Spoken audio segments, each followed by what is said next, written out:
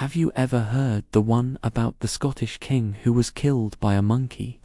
It's a wild story, one of those bizarre historical footnotes that sounds too strange to be true.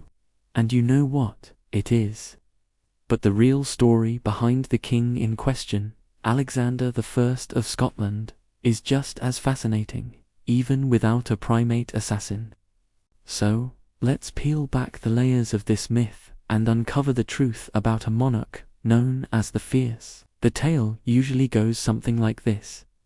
A Scottish king, often unnamed, kept a pet monkey. One day, the monkey, in a fit of rage, bit the king, who then died from the infected wound. It's a story that has circulated for ages, a perfect piece of trivia. But when you try to pin it down to an actual historical event, the trail goes cold.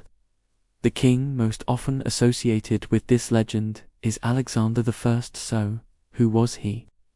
Alexander was born around the year 1078. He was the fourth son of the legendary King Malcolm III and Queen Margaret, who would later be canonized as Saint Margaret of Scotland. This was a pivotal time in Scottish history.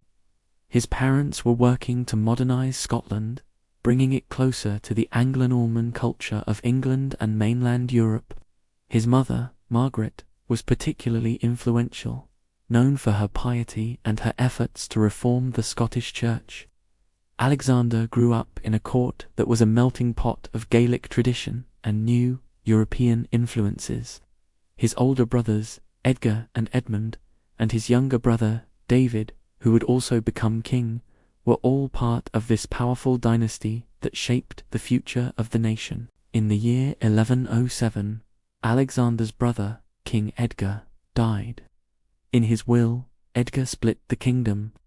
Alexander was to become King of Scots, ruling the lands north of the Forth and Clyde, while their younger brother David was given the southern territories, becoming the Earl of Lothian and the Borders. Now, this was a pretty unusual arrangement, and Alexander wasn't exactly thrilled about it. He wanted to rule a united kingdom. However, he couldn't legally overturn his brother's will. This division of power created a bit of tension between the brothers, but they managed to maintain a relatively peaceful, if slightly strained, relationship. So, here we have Alexander I, King of Scots.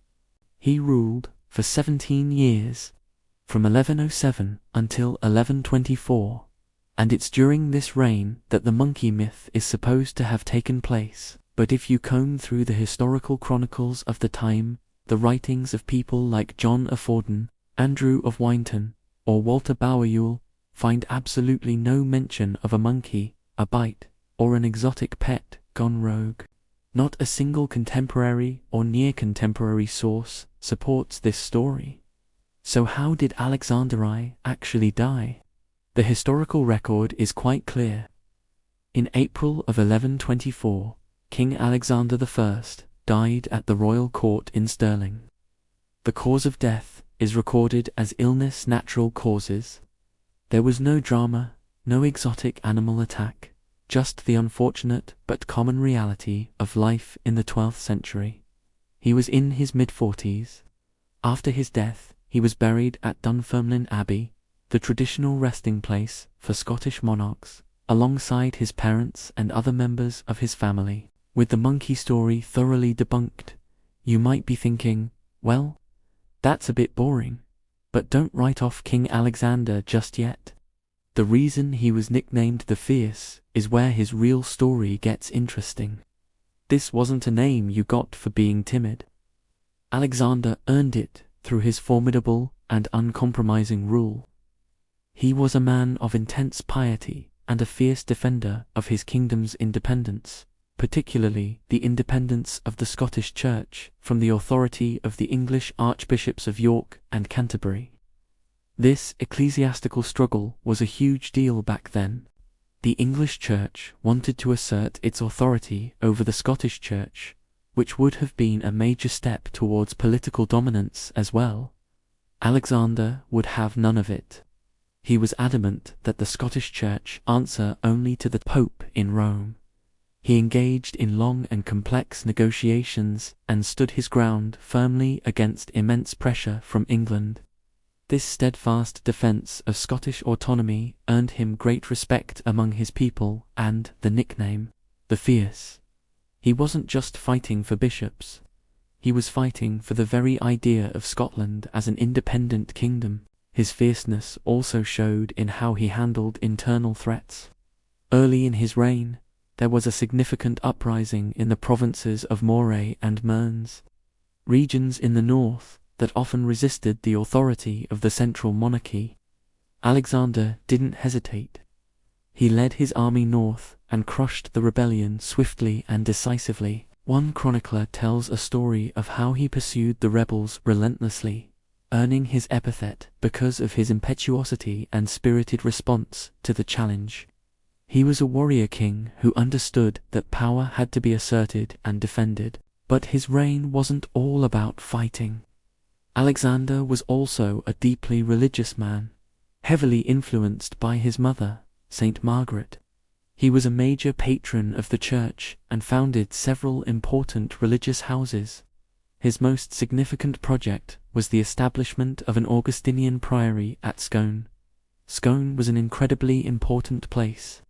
It was the ancient ceremonial heart of the Scottish kingdom, where kings were traditionally inaugurated while sitting on the Stone of Scone, also known as the Stone of Destiny. By founding a major priory there, Alexander was tying his modern, European-style religious reforms directly to the ancient roots of Scottish kingship.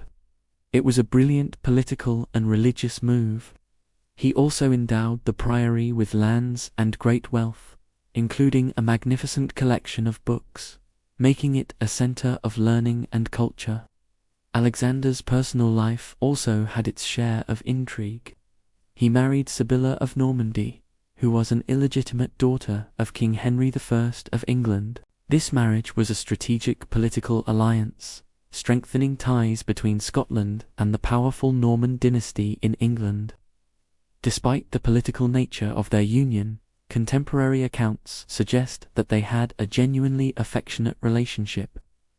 They were a devout couple, but sadly, Sibylla died in 1122 without having any children. Alexander never remarried. He did have one illegitimate son, Mael Coluim, who would later try to claim the throne, but Alexander's legitimate line ended with him. When Alexander I died in 1124, he left behind a kingdom that was stronger, more stable, and more independent than when he found it. Because he had no legitimate heir, the throne passed to his younger brother, David, who became King David I. This fulfilled the original vision of their father and mother, uniting all of Scotland under a single, powerful ruler. David would go on to be one of Scotland's greatest kings, continuing the reforms that Alexander had championed. So, Alexander's legacy is significant. He fiercely protected Scotland's political and religious independence. He solidified royal authority over the northern parts of his kingdom, and he continued the process of religious and cultural reform that brought Scotland into the mainstream of medieval Europe. He was a bridge between the old Gaelic world and the new Anglo-Norman one, a tough and pious ruler who left a lasting mark on his nation. Now, let's circle back to that monkey. Where did such a bizarre story even come from? It's hard to say for sure. Myths like this often pop up centuries after the fact. Sometimes they start as a joke, a misinterpretation of a text, or perhaps get attached to the wrong person. It could be that a later king or nobleman owned a monkey, and the story just got tangled up with the more famous name of Alexander the Fierce. Or maybe it was simply invented to add a touch of the exotic and the strange to the annals of history. Whatever its origin, the myth of the monkey bite has had a much longer life than the historical truth. It's a classic example of how a sensational story can overshadow the more complex, but ultimately more meaningful, reality. In the end, Alexander I of Scotland doesn't need a mythical monkey to be a compelling historical figure. The truth of his reign, a story of faith, power, rebellion, and the forging of a nation, is far more powerful. He was a fierce defender of his kingdom, a devout reformer of its church, and a pivotal figure in the history of Scotland. And that's a legacy far more impressive than being the answer to a quirky trivia question. So, the next time someone tells you about the king who died from a monkey bite, you can tell them the real story of Alexander the Fierce. Thanks for watching. If you enjoy diving into the hidden corners of history and debunking a few myths along the way, make sure to hit that subscribe button and ring the bell so you never miss a new video. We'll see you in the next one.